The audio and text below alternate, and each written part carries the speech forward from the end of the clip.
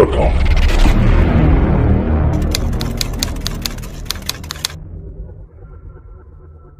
Oke, assalamualaikum warahmatullahi wabarakatuh.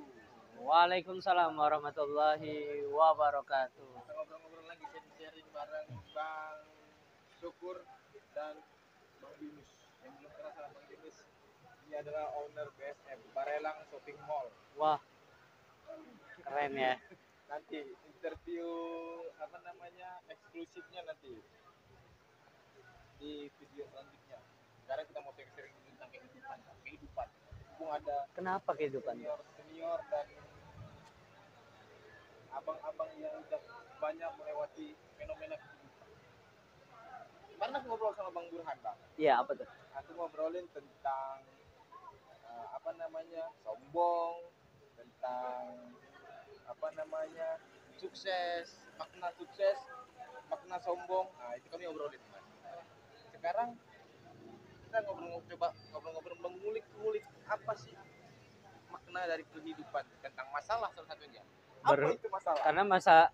Karena sukses, sombong, pasti ada yang namanya masalah. Nah, dalam kesuksesan ada beberapa kesombongan, pasti ada namanya masalah.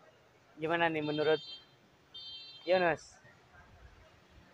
Apa Perlu tuh? nggak sih masalah dan apa pandangan Anda tentang masalah? Nah, apa pandangan kau tentang masalah? Masalah itu apa? Masalah itu apa ya? Ujian, Ujian. rintangan, dan itu selalu ada. Iya. Ya. Jadi Masalah intinya itu ujian. Kenapa mesti ada ujian gitu maksud aku? Hidup ini berarti kita pasti bawa dari Yunus dulu ya. Aku ambil dari Yunus. Masalah itu adalah ujian yang diberikan oleh Tuhan gitu ya. Kenapa harus ada ujian?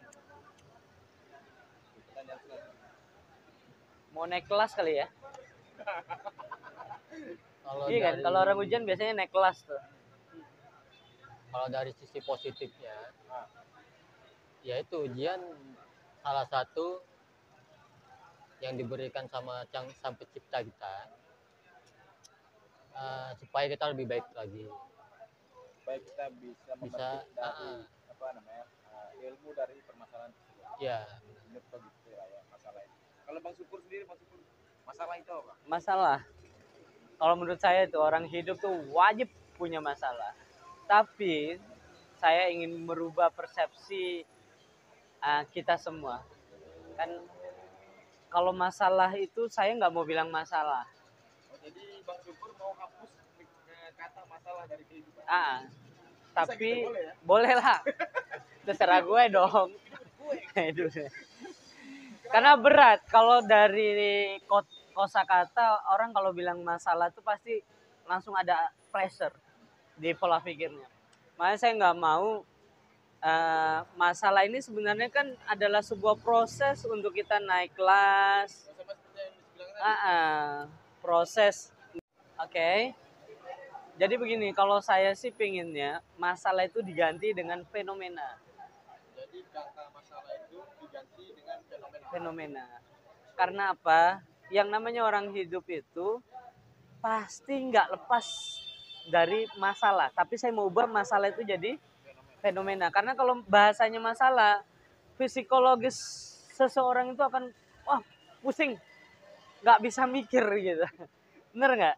Makanya saya pingin buntu banget. Maka pingin sekali ngubah masalah itu kalau saya secara pribadi dengan kata-kata fenomena. Karena kalau masalah tuh kayaknya seakan-akan nggak ada jalan keluarnya. Kayaknya berat banget. Kalau fenomena ada mekanisme penyelesaiannya. Kalau kita jalani mekanismenya maka akan selesai. Kalau fenomena itu, kalau seandainya kita jalankan mekanismenya, maka itu akan bisa terselesaikan. Berarti tidak ada masalah dong dalam hidup. Nggak ada masalah sebenarnya. Nggak ada masalah. Nggak ada masalah ya. Nggak ada masalah. Yang ada Fenomena. Kalau sendiri Bang, masalah itu sebenarnya adalah pertanda. Apa tuh pertanda tuh? Boleh dong aku ganti Siap. Aku nggak mengganti sesuatu, nggak mengganti kalimat kata masalah ya. nanti marah yang nulis KBBI, Kamus Besar Bahasa Indonesia. Itu biar urusannya Bang Syukur aja. Kalau aku masalah itu tetap ada, tapi maknanya aku rubah jadi masalah itu adalah pertanda. Kenapa aku ganti jadi pertanda? Karena masalah itu adalah pertanda bahwasanya Anda masih hidup. Karena orang hidup itu akan ada masalah. Jadi itu tuh pertanda, Bang. Jadi ketika kita punya masalah, bersyukur. Kayak nama bersyukur. mantap. Ketika ada masalah, bersyukur. Kenapa dia bilang jadi pertanda bahwasanya kita masih hidup? Ketika aku ada masalah, maka aku akan berusaha bersyukur bahwasanya alhamdulillah. Berarti aku masih hidup. Tapi kayaknya berat ya. Berat, Bang. Gimana kalau bahasanya? Makanya sebenarnya begini sih, Nus, Ray ya. Sebenarnya bahasa fenomena itu adalah bahasa pola pikir. Menggantikan sesuatu permasalahan itu kan kalau secara psikologis, oh, aku punya masalah nih kan berat tuh kayaknya. Kalau dibilang fenomena jadi agak ringan. Jadi psikologisnya mudah-mudahan kita siap menghadapi apapun. Karena permasalahannya, kata kuncinya sebenarnya Allah itu tidak akan menghidangkan sesuatu yang tidak kita mampu. Yang jadi permasalahannya manusia itu sendiri yang melemahkan dirinya sendiri. Dengan wah aku nggak mampu dengan kata-katanya, padahal kata Allah takkan kuhidangkan sesuatu yang menurut hambaku tidak mampu. Karena yang Allah hidangkan tuh sesuai dengan kemampuan hambanya. Jadi gini, Bang, gini, Bang. Aku simpulkan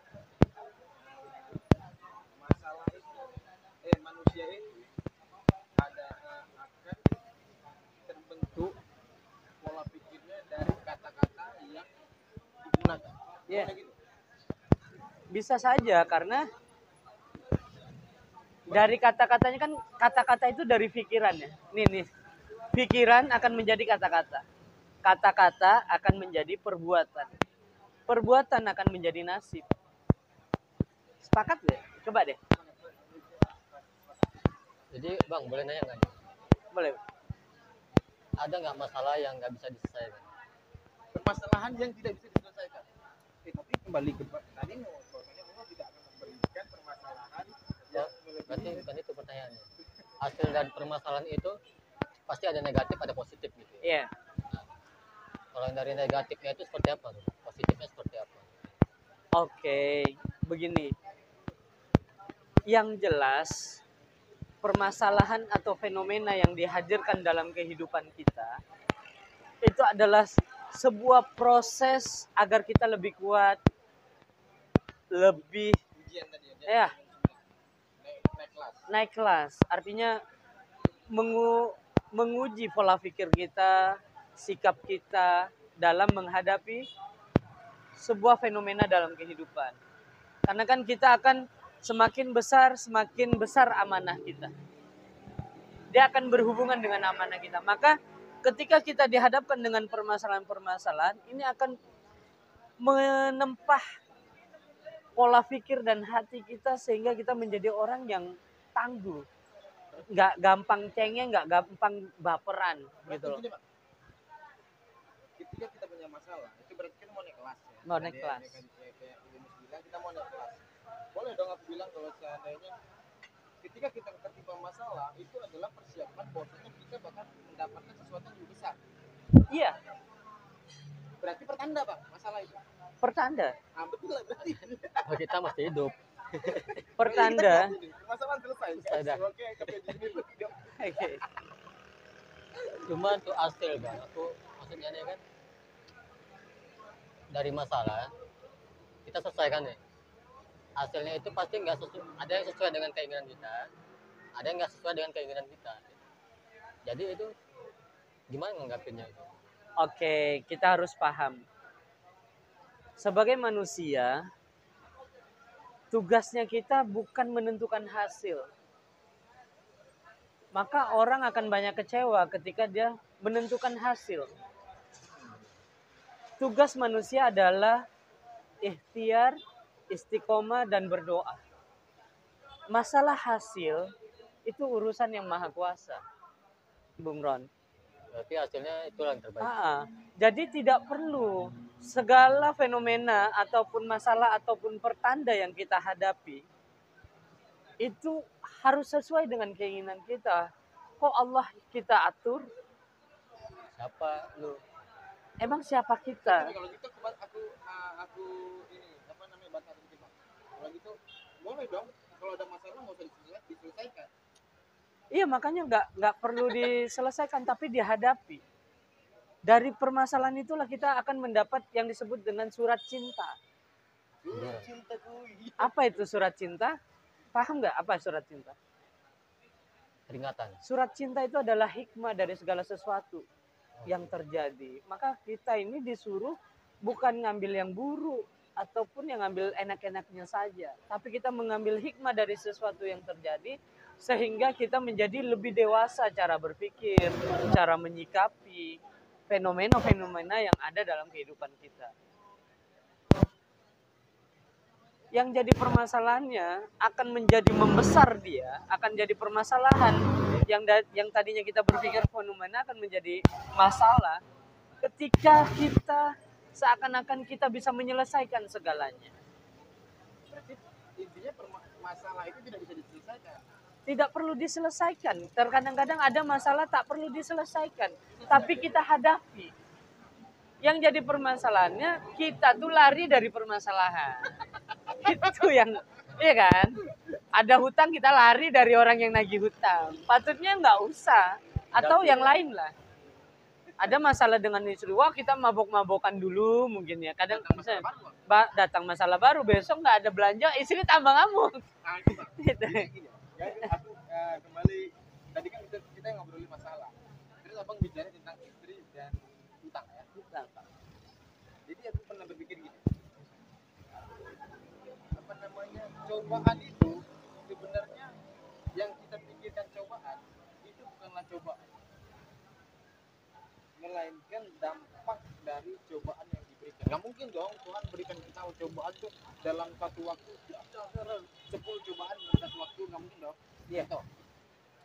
Contoh saat ini aku dikasih cobaan itu adalah hutang. Bukan hutang lah, aku dikasih cobaan permasalahan rumah tangga contohnya ya, bertengkar suami istri. Nah, contohnya seperti itu. Itulah cobaannya. Pertengkaran antara suami dan istri. Akhirnya aku untuk tanpa bukan menyelesaikan permasalahan, bukan menghadapi masalah tersebut, akhirnya aku lari ke hal-hal yang negatif. Contohnya pergi mabuk-mabukan, ya kan? Pergi mabuk-mabukan dalam kondisi nggak ada uang. Nah, Akhirnya berhutang. yang di awal, Dengar lu Bang, dengar. iya Bang. siap. Akhirnya berhutang, ya kan? Ketika aku berhutang kan timbul masalah baru. Masalah hutang. Hutang ini sebenarnya bukan cobaan menurut aku, tapi adalah hasil dari cobaan. Oke. Macam dari komen. Begini, Bang Rey, Bang Roni, Bang Yunus, begini. Yang pertama tuh sebenarnya bukan masalah. Adalah sebuah fenomena, namanya orang berkeluarga, punya pemikiran masing-masing. Itu adalah sebuah fenomena. Yang kedua, karena dia lari dari fenomena, jadi masalah. Jadi masalah. Ngutang, ngedugem misalnya gitu ya, buat hal yang negatif. Itu baru yang namanya masalah tuh. Masalahnya itu adalah hutangnya berarti. Bukan Permasalahannya dari salah berpikirnya. Oh, jadi masalah itu adalah buah dari fenomena. Gitu boleh ya? Buah dari fenomena, karena yang tadinya fenomena bisa diselesaikan karena tapi dia tidak mau menyelesaikan, maksudnya mau dicari win-win solutionnya, maka dia buat keputusan solution. Maka terjadi seperti itu. Maka penting sekali begini dalam kita berkehidupan, jangan takut dengan masalah atau fenomena. Oke, Pak. Jadi kita udah selesaikanlah masalah pembahasan mengenai masalah. Oke, udah clear Pak masalah. Nah, aku coba ngobrolin masalah hidup. Apa sih? Gimana sih cara menjalani hidup? Apakah bisa dihitung? Apakah ada rumus matematikanya? Sedangkan Albert Einstein saja itu bisa menghitung ya kan, bisa menemukan cara-cara menghitung. Hidup ini bisa dihitung atau enggak? Seperti apa hidup sebenarnya menurut kalian? Bersyukur aja dulu. Nah, menurut Bang Sugeng. Karena bersyukur Ya, yang lebih berkehidupan ya. pengalaman. Kalau saya sih begini, orang hidup itu perlu tahu dasarnya. Yang menciptakan siapa? Allah. Yang menghidupkan? Yang merencanakan hidup di dunia? Yang menugasi? Ya Allah. Yang membekali?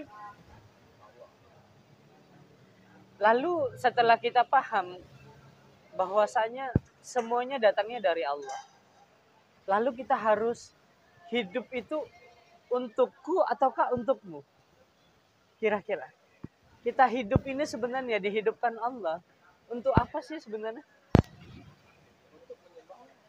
Nah, jadi berkehidupan itu sebenarnya akan lebih ringan dalam berkehidupan ini ketika kita tahu keilmuan tentang kesadaran ketuhanan, bahwasanya asal muasalnya kita itu dari Allah Subhanahu wa taala.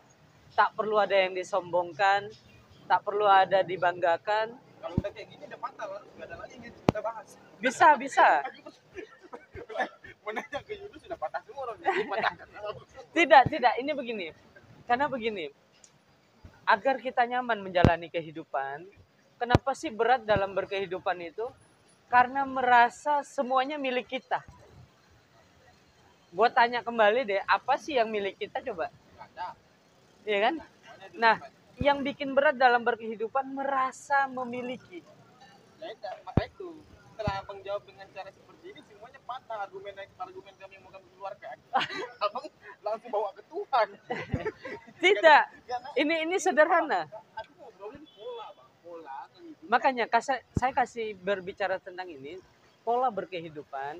Setelah dia paham dasarnya dari Allah, maka perlu dibentuk pola pikirnya, Bang Ron.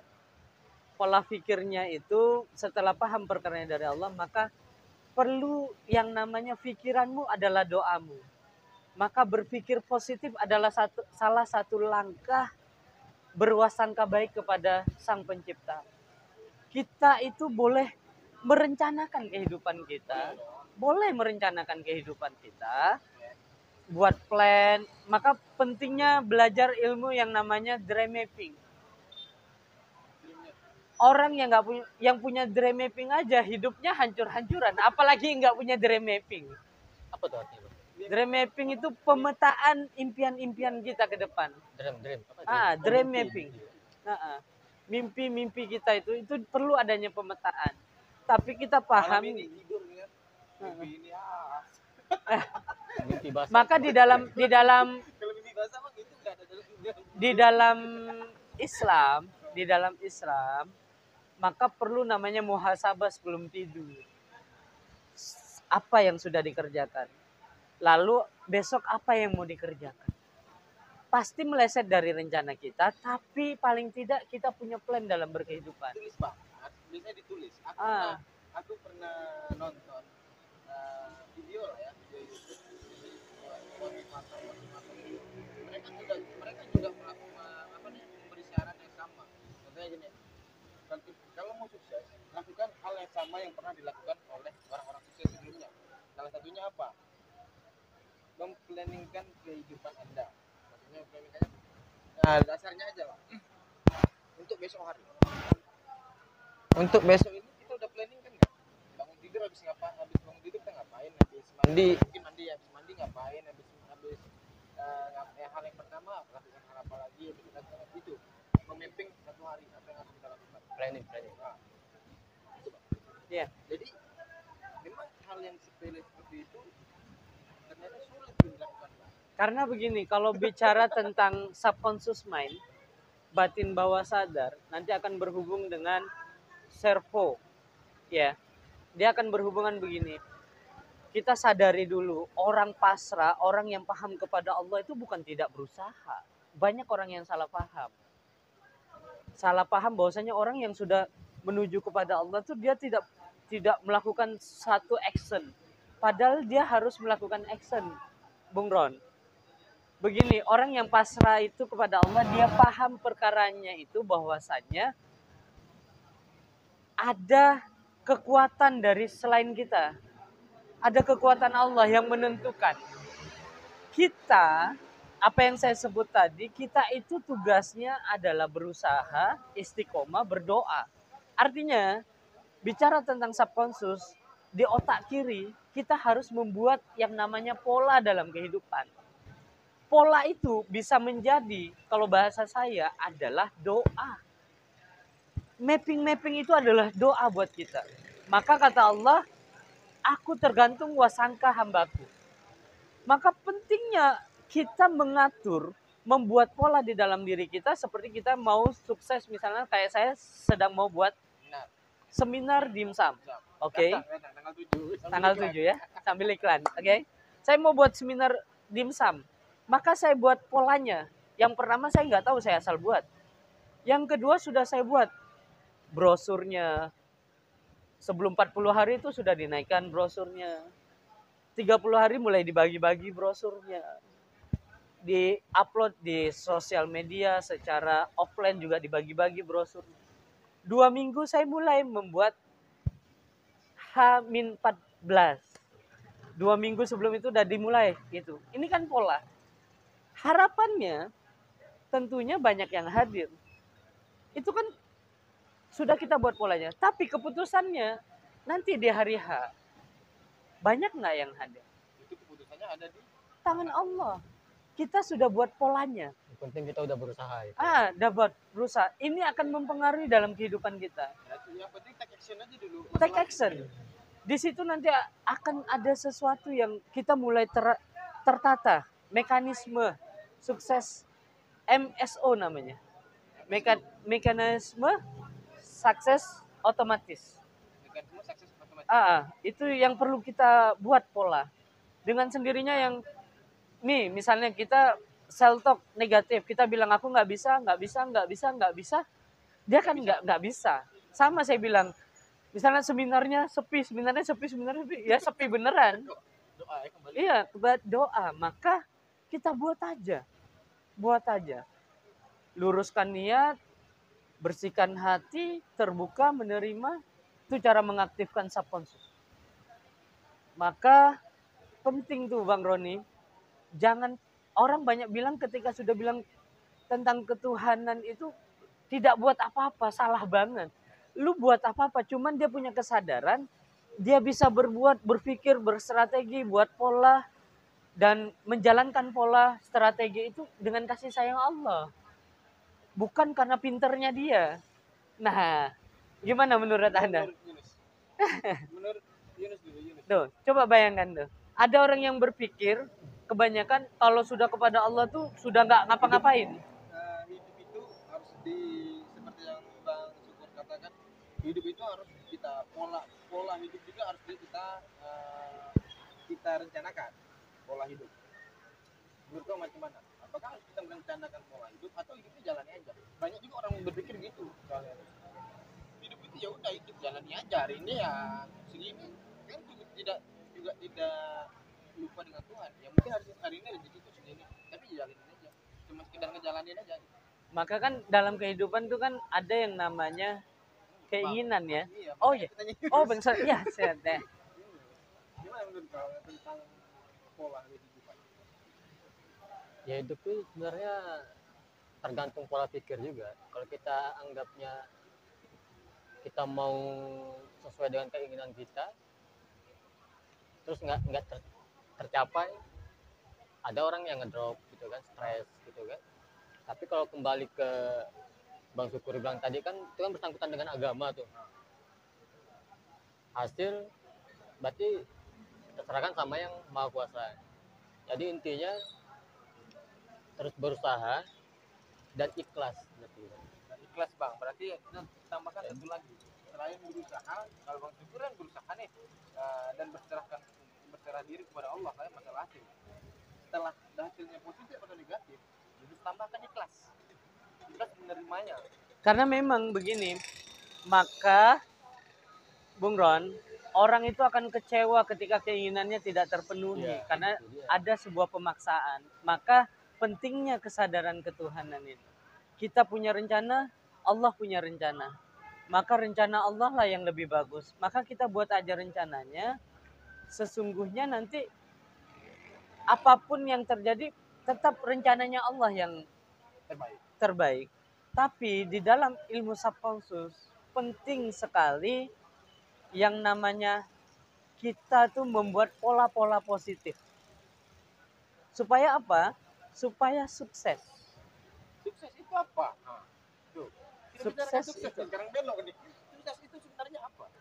Sukses itu adalah sesuatu yang kita inginkan bisa tercapai lalu kita ikhlas. Bisa juga tidak tercapai. Maka sukses itu sebenarnya sesuatu yang kita inginkan sesuai harapan.